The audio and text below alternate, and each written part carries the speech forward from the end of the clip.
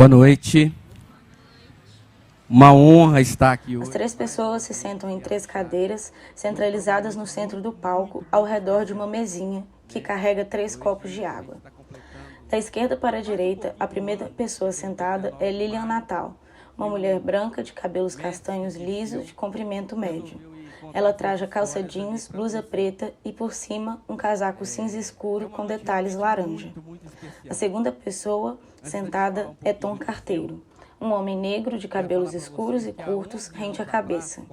Ele traja calça jeans, blusa azul marinho e por cima um blazer preto.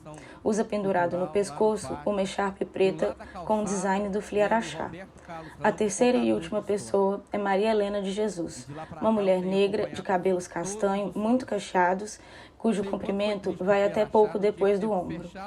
Ela traja um vestido midi preto de mangas compridas e meia calça preta. Virou o nosso festival.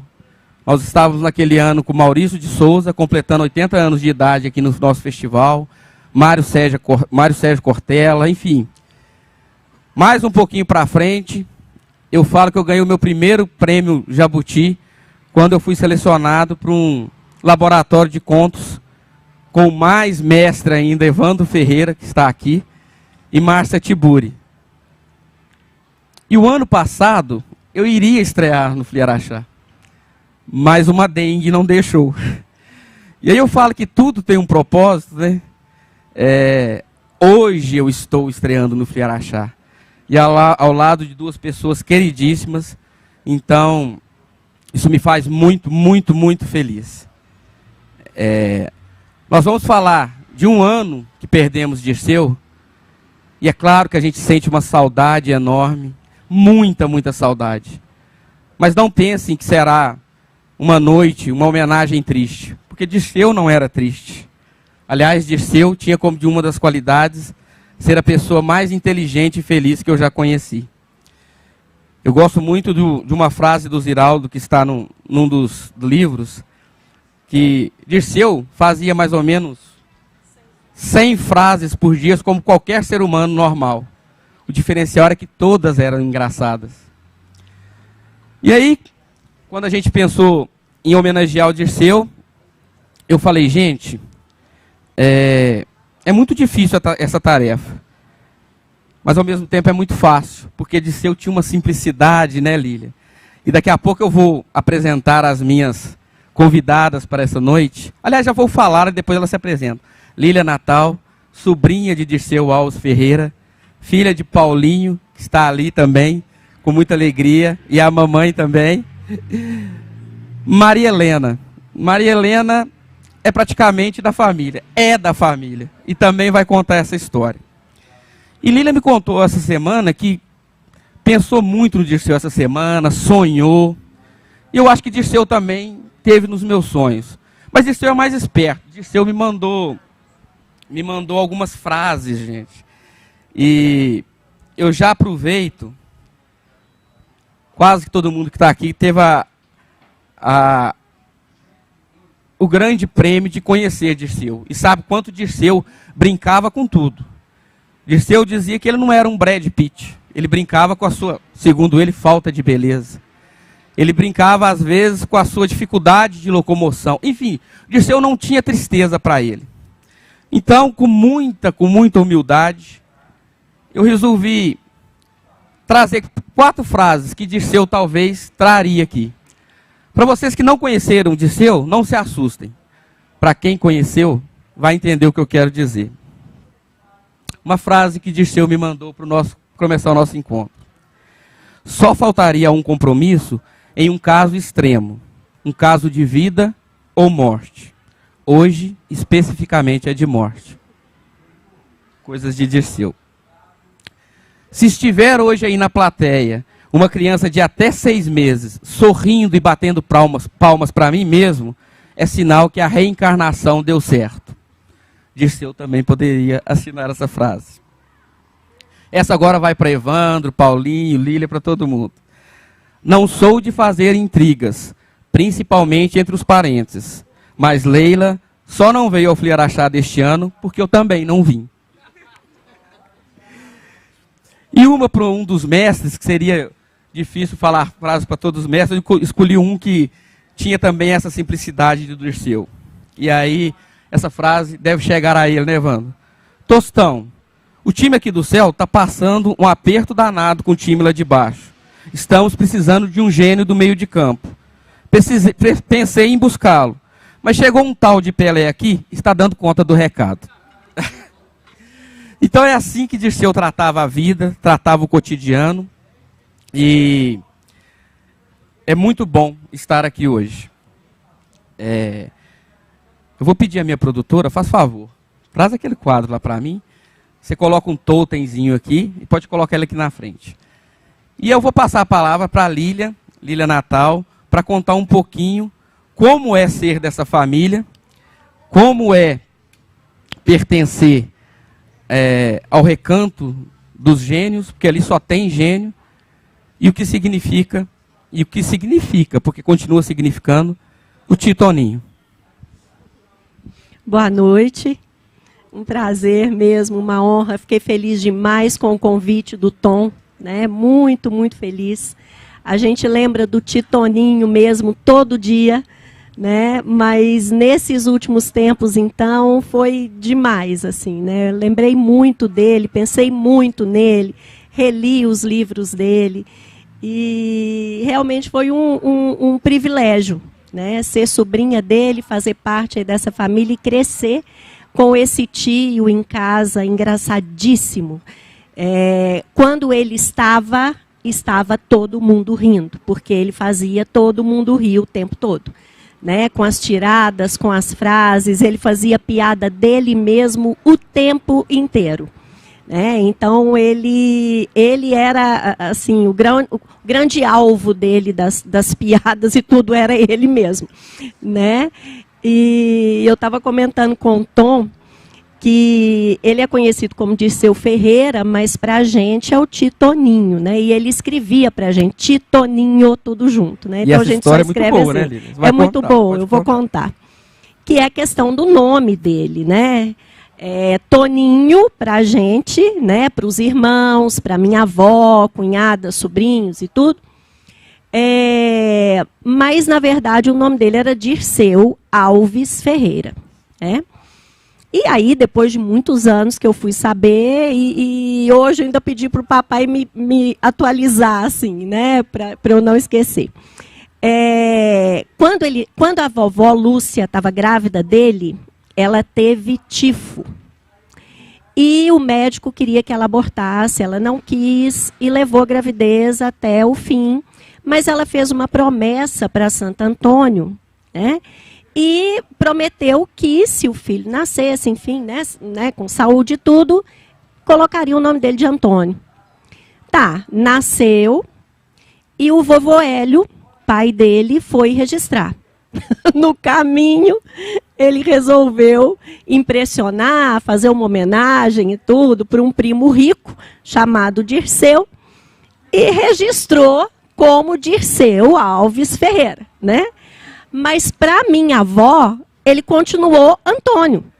Então, para nós, era Toninho, né? Então, continuou, né? Todo mundo na família é Toninho, porque o vovô, no caminho do registro, resolveu mudar completamente o nome dele. Isso é fantástico.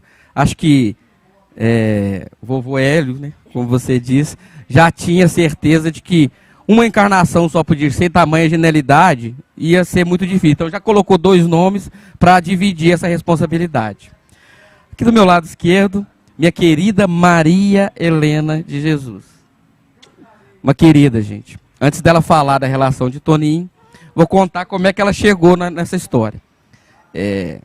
A maioria que sabe, eu sou carteiro, né? E quando a vovó Lúcia, né, estava doente, Leila voltou para o Brasil, ela tinha vindo de Londres. Mas durante esse período, Leila escrevia muitas cartas. Ah, que saudade das cartas, hein, Paulinho? As cartas sumiram, saudosistas como nós somos, né, Maria José? E quem levava as cartas era, claro, o carteiro. Só que Leila resolveu voltar, abandonar lá até alguns trabalhos lá, ela tinha, né, recebido alguns convites lá, e Um dia eu chego na casa de Dona Lúcia ali na Vila Santa Terezinha, já morava na Vila Santa Terezinha, para entregar uma carta.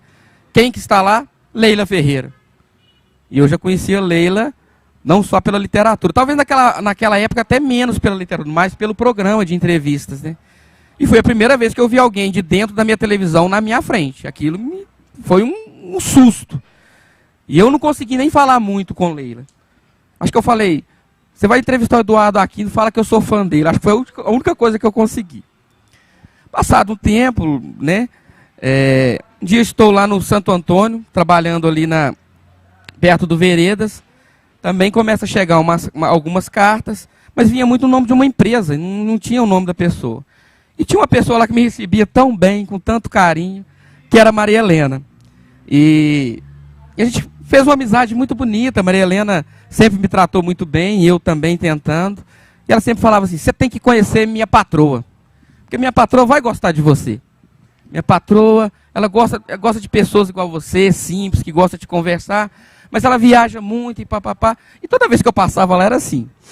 E um dia eu passei lá, um sol quente, Lília, e eu estava com uma dor de cabeça, uma gripe muito forte. E esse dia ela falou, minha patroa está aqui.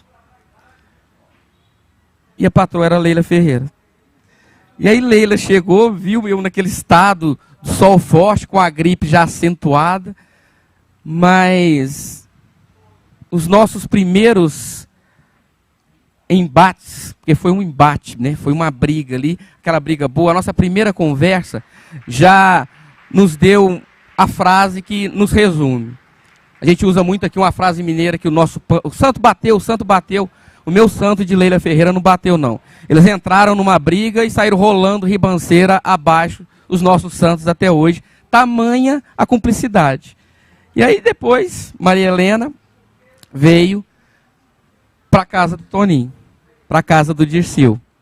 E eu não lembro, eu tenho 49 anos, talvez seja o mais velho aqui da turma, estou vendo só as meninas e os meninos aqui.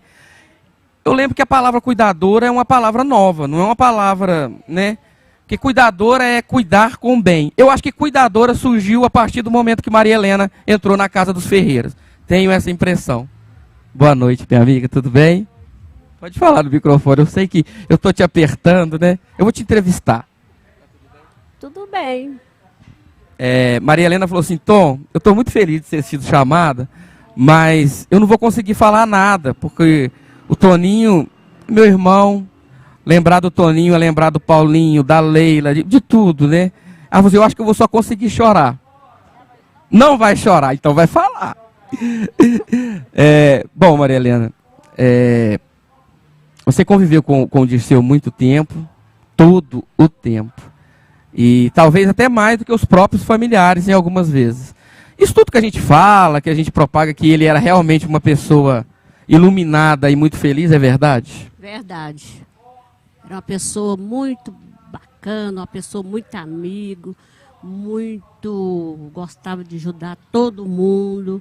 O Toninho era um herói para mim. E o que ele gostava que você fizesse para ele comer? O que ele mais gostava de comer? Abobrinha. Abobrinha, né? Abobrinha e carne moída. Abobrinha e carne moída. Sabe o que é isso, gente? Isso é manjar dos deuses, né? Feito por uma deusa da cozinha que cozinhou muito tempo lá. E eu queria que você lembrasse se tem alguma passagem que você viu o Dirceu bravo. Nunca. Engraçado que parece, sabe quando a pessoa não é um repórter, ele fala assim, eu vou fazer uma pergunta que não vai ter resposta, ou eu já sei a resposta. Era impossível, né? Era impossível. Às vezes ficava bravo para mim, ele almoçar mais cedo para mim ir embora. Deixa ele sozinho. Não, tranquilo, para mim ir embora descansar, dizer. Olha pra você ver. Então assim, não precisa trabalhar mais, né? Pode descansar, né? Amigão meu. E Leila para Toninho, o que era? A afilhada Leila. A Leila? Nossa Senhora. A Leila não foi uma patroa. A Leila, eu tenho ela, todos os da família, eu tenho a Leila como uma irmã. A Leila é a Leila. Quando meu filho teve a formatura em Brasília, ela e o Toninho chegou perto de mim e falou assim para mim, ela na frente e o Toninho atrás. Maria Helena, eu vou sair que o Toninho quer e eu quero. Eu vou te dar, começando do vestido ao sapato. Você merece. Ah, mas aí eu chorei. Então isso é o que representa Toninho também, né? Eu sei que Leila tem essa bondade, mas eu tenho certeza que isso partiu mesmo, foi do Dirceu, essa coisa, né? Lília parece que separou algumas coisas para ler também, né? Alguns escritos, mas... E eu nessa passagem de carteira, algumas vezes, eu fui entregar carta ali.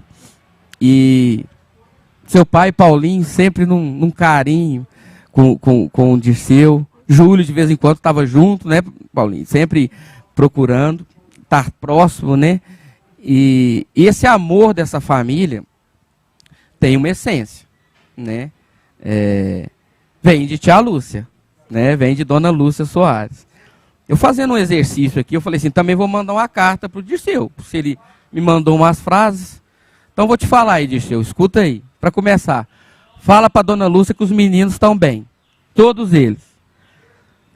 Leila continua sem CEP, viaja mais que qualquer dono de agência de viagem. Paulinho continua com o CEP firme, mas sai pouco de casa. É para buscar o café, o jornal e voltar para casa. Evandro continua um gênio, nos impressionando a cada olhar. Lília tem a coisa que mais dá alegria para essa família, os filhos.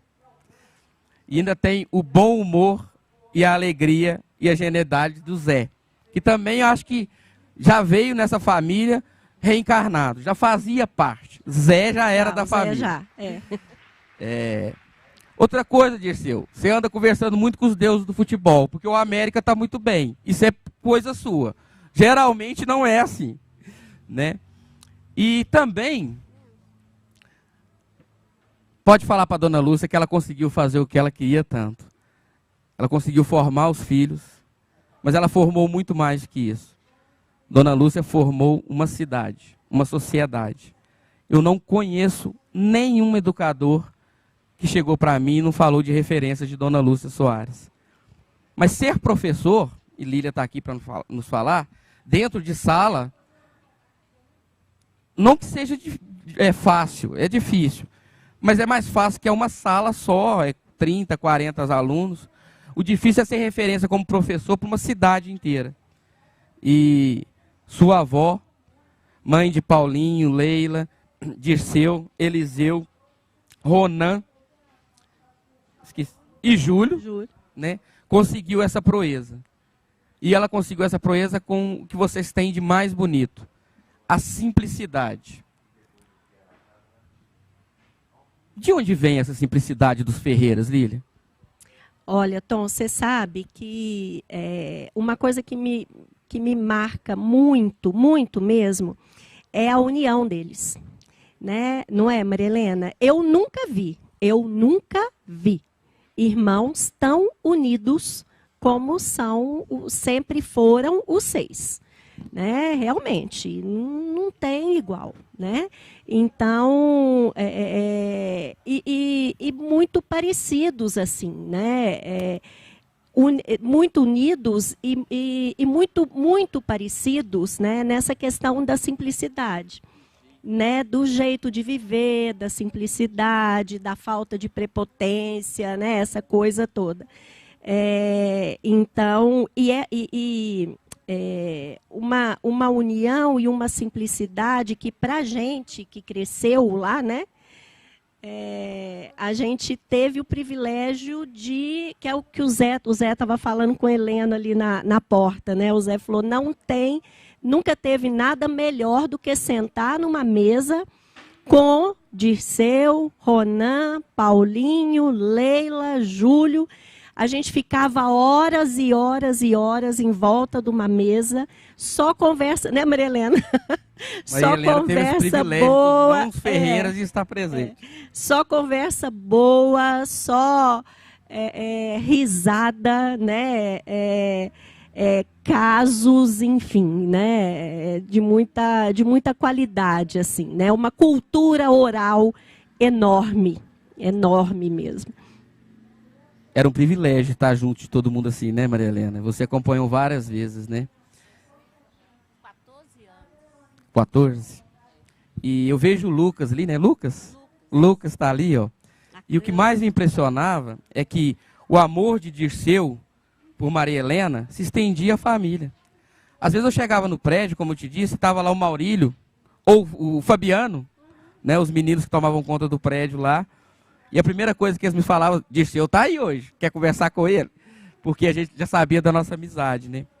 E eu lembro de Dirceu falar, primeiro de Leila, desculpe os meninos. Primeiro ele falava de Leila, né? E depois falava de Paulinho, de Júlio, falava de Evandro de vez em quando, do Friaraxá sempre. E quando ele falava de Maria Helena, ele não parava na Maria Helena. E aí começava a falar, e eu lembro dele falar do Lucas e contar a história da formatura, né?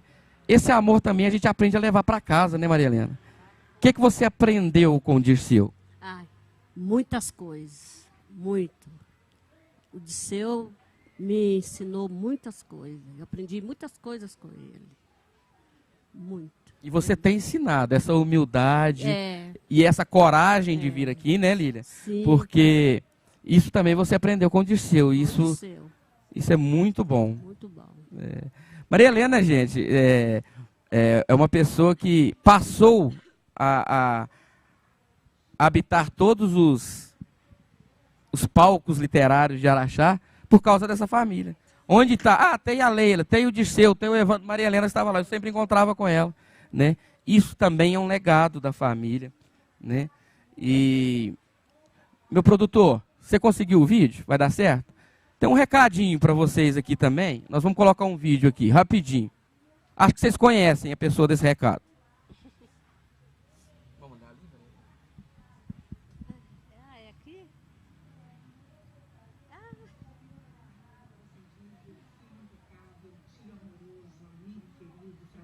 Genial. São tantos os Dirceus fazendo falta agora. Mas esta mesa, esta homenagem linda do Friaraxá, deixa ele mais perto de nós. Numa de suas muitas frases, o Dirceu dizia: eu nunca vou entrar no céu. Minha esperança é um telão do lado de fora. Eu tenho certeza que ele entrou. E é de lá que ele deve estar acompanhando com a maior emoção esta homenagem linda, uma iniciativa do Tom Carpeio. Obrigada, Tom, amigo querido. Obrigada de coração, Maria Helena e Lilian, que nós amamos tanto. Obrigada a cada um de vocês participando aí da homenagem. E obrigada, claro, Afonso Borges e a equipe especialíssima do Friaraxá. Um beijo para cada um de vocês aqui de Portugal.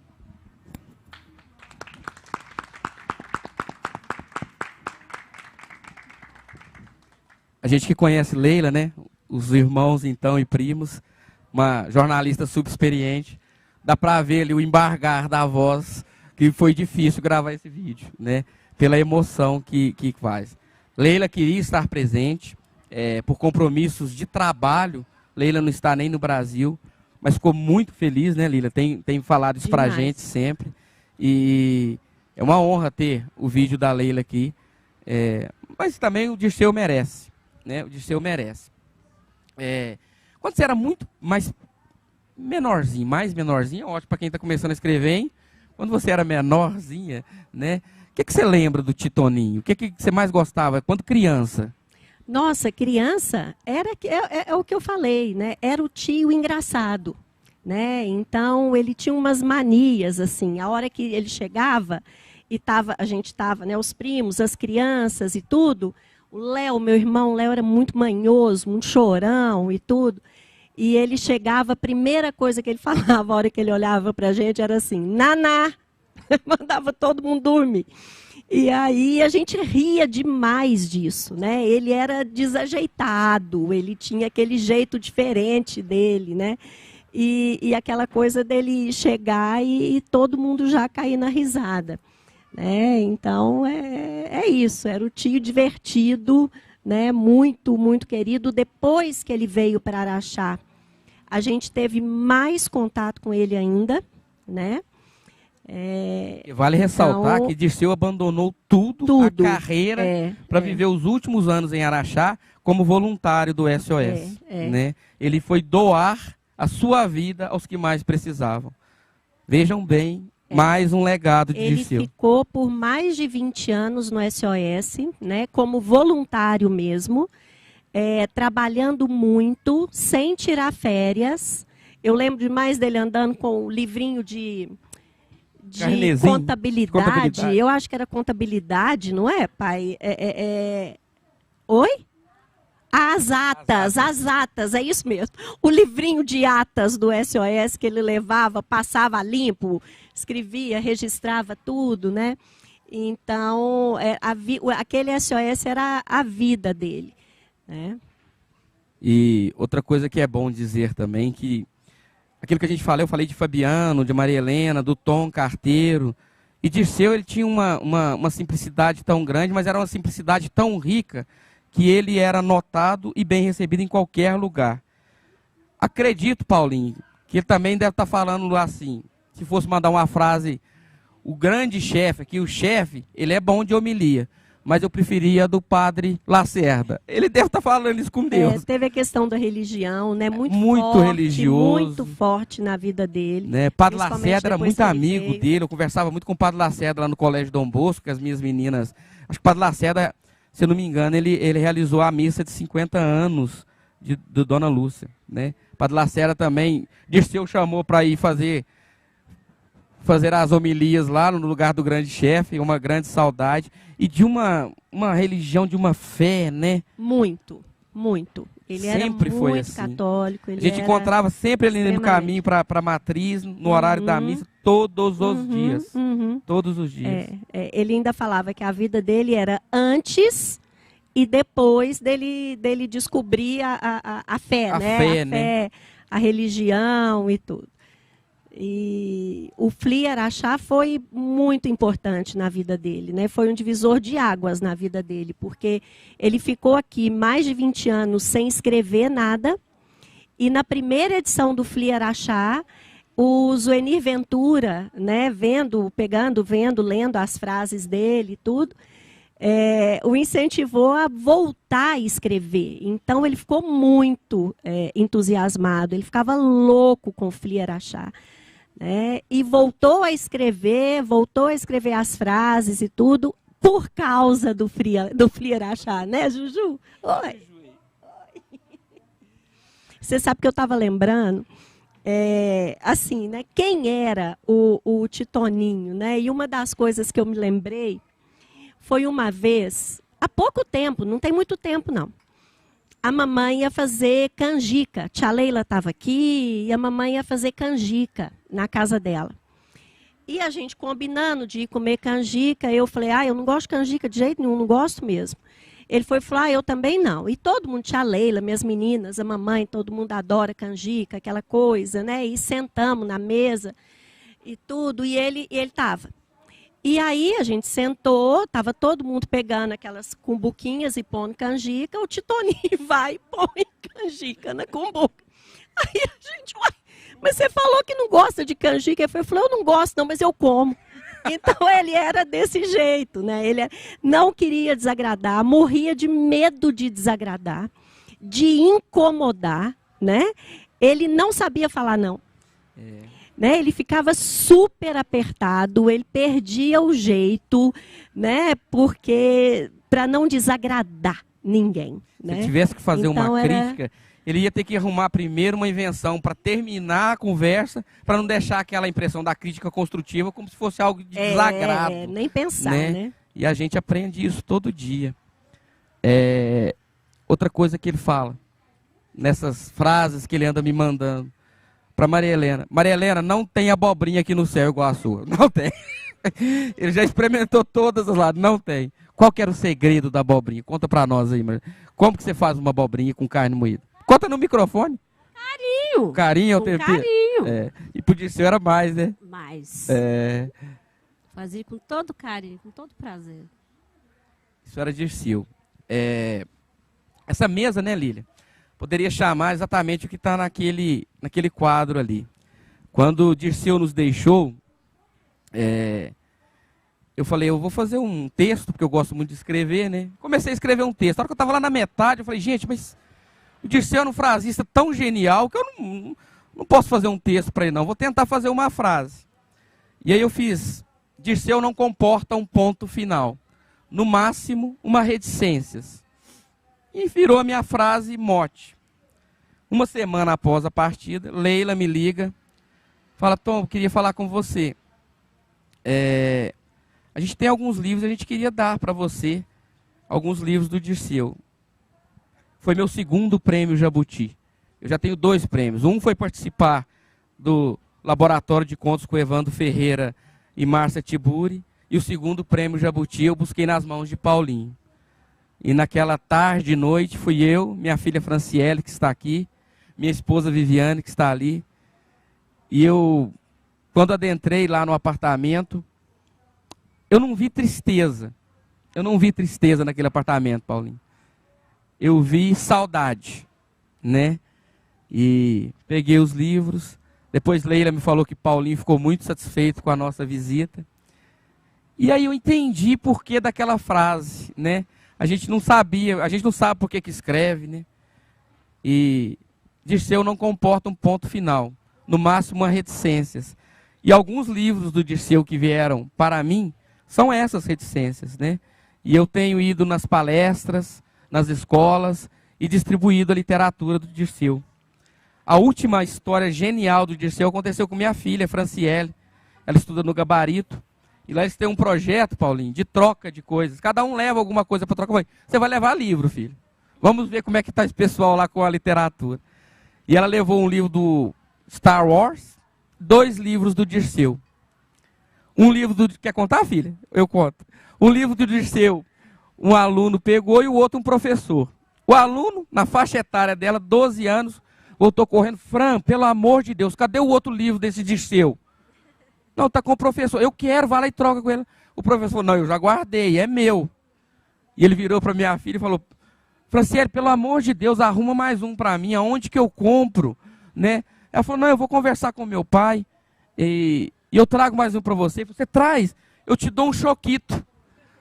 Gente, a obra do Dirceu valer um choquito para uma criança de 12 anos também é um prêmio Jabuti. Com certeza, né? E ele ia morrer de rir. já pensou, Isso Paulinho? ia virar a frase dele, O né? livro do Dirceu dele vale um choquito. Um choquito, né, não? E aí, as crianças da idade da minha filha me deu esse presente.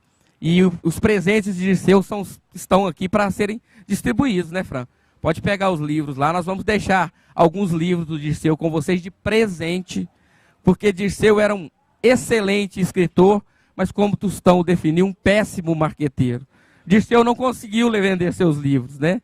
Porque ele tinha vergonha de vender o livro por R$19,90, R$29,90. Ele achava que era caro. Antes da gente voltar aqui, alguém queria dar uma palavrinha? Evandro? Eduardo?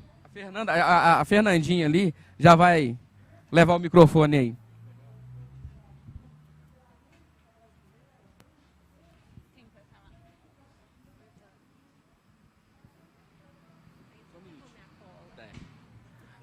Antes do Evandro falar, gente, eu queria que vocês fizessem uma coisa a pedido do Tom Carteiro.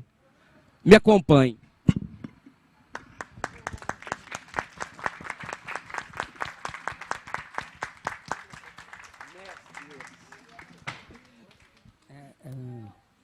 Eu queria falar que tá dando para ouvir? O som. Alô? Tá dando para ouvir? Eu queria falar que a filosofia nasceu do espanto. A minha literatura nasceu da inveja. Eu trabalhava em banco, completo idiota, lia pouco. E de vez em quando o nosso primo comum, Paulo Humberto, me mandava coisas do Dirceu. Quanto mais ele me mandava, mais eu odiava. Maior a minha inveja, dizer, eu queria ser como esse cara, ele sabia disso. Eu queria ser como esse cara, Ziraldo falar dele, Milô Fernandes falar dele, ele escrevia no Pasquim. Eu aqui nessa merda de banco, e não leio nada, não escrevo nada. Aí o Paulo Humberto, nosso primo, falou, mas como é que você quer ser o Dirceu, você não escreve nada, não lê nada? E foi aumentando essa raiva, esse ódio, até que um belo dia eu começo a ler, a escrever e a me inspirar na genialidade do Dirceu. E a penúltima vez que eu me encontrei com ele, eu disse: olha, eu tentei ser você, mas não consegui. Ele ria para burro. E eu tenho duas memórias dessa família maravilhosa. A primeira, 60 e tantos anos atrás, meus pais foram para São Paulo e distribuíram os filhos. E eu fui premiado com a família da tia Lúcia Tielio. E eu convivi com eles pequenos, sabendo da beleza, como eles eram fraternos e inteligentes e bem-humorados. Isso é uma coisa que nunca mais eu vi na minha vida. Uma família fraterna, inteligente e bem-humorada. Então isso foi um prêmio. E o segundo prêmio foi tentar imitar o Dirceu até anteontem. Mas com certeza não vou conseguir. Beijos, obrigado. Bom saber que o segredo é esse, viu, Evandro?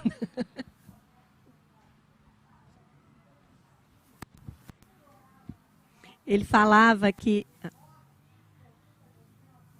Você? Pode falar. Gracinha. Aqui, ó o microfone. Você disse que ele não sabia dizer não. Como que ele ia recusar droga? Ah, meu Deus do céu. Eu acho que é porque não chegaram a oferecer, mas esse não aí, com certeza, ele soube. Com certeza, viu? Ele não falou um não categórico, mas ele deu um jeito de escapar.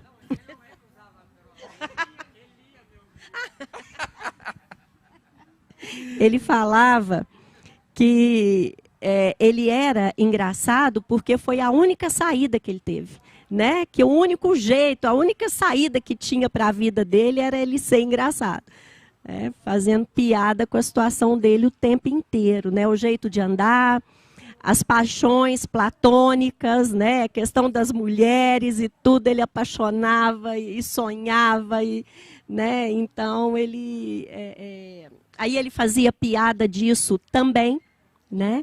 E além de tudo torcia para o América, então era completo aí, mais uma questão para ele fazer piada dele mesmo, né? Torcedor do América, então a gente só ria dele, né? O tempo inteiro a gente ria dele. Numa dessas histórias, eu lembro do Dirceu contar. A Bruna.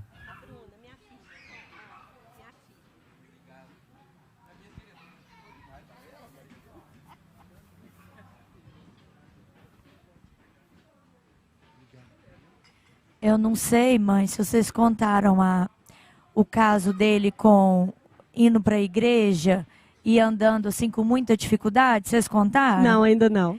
Ele gostava muito de fazer piada dele mesmo, o tempo todo, né? E ele ria tanto que a gente ria mais ainda, né, da risada dele. E um dia ele estava indo para a igreja com muita dificuldade. E quando ele foi atravessar uma avenida muito movimentada, ali a Getúlio Vargas, parou uma senhora do lado dele e falou assim: meu marido resolveu isso com uma bengala, viu? E teve uma outra coisa que ele falava assim: Bruna, o meu livro não fez sucesso nenhum dos meus livros. E eu falava: claro que fez, Toninho, todo sucesso. Ele falava: não fez, porque eu encontrei com uma mulher na rua e ela falou comigo: Dirceu, eu amei o seu último livro. Tem uma frase lá que eu adorei. Ele olhou para ela e falou: qual frase? Ela respondeu: não, agora de cabeça eu não sei. Ele contava isso. Coisas dele. Que ele ligou no campo do América, no estádio, né? Por favor, que hora que é o jogo do América? Aí a mulher falou do outro lado: que hora que o senhor pode vir? É bom demais essa. É bom demais. Ele contou também que ele chegou para sua avó um dia, né? Lá morando com ela em Belo Horizonte, cursando direito. E quando a natureza o chamava, ele ia para os parques de diversões de Belo Horizonte. E um dia Ele não tinha dinheiro, mas tinha uma administradora do brinquedo do parque muito interessante. E ele falou assim, como é que vai fazer? Eu falei, deixa alguma coisa de valor. Ele deixou os livros de direito lá, como pagamento. Era Dirceu, né? Era. Quer contar mais uma aí, Lília? Deixa eu ver aqui. O analista, né? Ele fez análise muitos anos. E esse analista rendia, mas muita e muita história, porque o analista não falava uma palavra com ele, não respondia nada, só ele que falava. E o analista resolveu perguntar para ele dos sonhos. E ele não sonhava, ou ele não lembrava dos sonhos. Então ele passou a tomar maracujina. Alguém falou com ele que tomar maracujina era bom para sonhar. Ele passou a tomar maracujina para sonhar, para ter o que falar para o analista, porque ele passava perto do analista perguntar e ele falar e ele não sabia o que responder. E provavelmente ele estava com aperto e não conseguia dar alta para o analista, porque ele que ia ter que dar alta para o analista, ele deve que estava já apertado com essa situação. Evan, tem outro caso aqui que o papai contou há pouco tempo. O vovô Hélio, ele fazia piada demais com o vovô, né? Demais. Mas também o vovô, né, pedia. Era um prato cheio. E aí eles foram visitar a Gruta da Lapinha e a Gruta de Maquiné, né? E tinha um guia. E o guia, essas são as estalactites.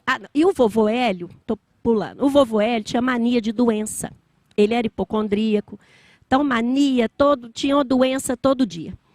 E o vovô não estava, mas estavam os irmãos visitando a Gruta da Lapinha, Gruta de Maquiné, e o guia explicando, né, e tudo. Essas são as estalactites, essas são as estalagmites. O Titoninho virou lá de trás e falou, papai já teve as duas. É Dirceu. Então ele era assim, era uma coisa que vinha. A gente falava, mas de onde? É de braço para cima. Papai já teve as duas. Dirceu deve estar bravo com nós, porque agora que a gente está se inteirando, o que acontece no Fliaraxá?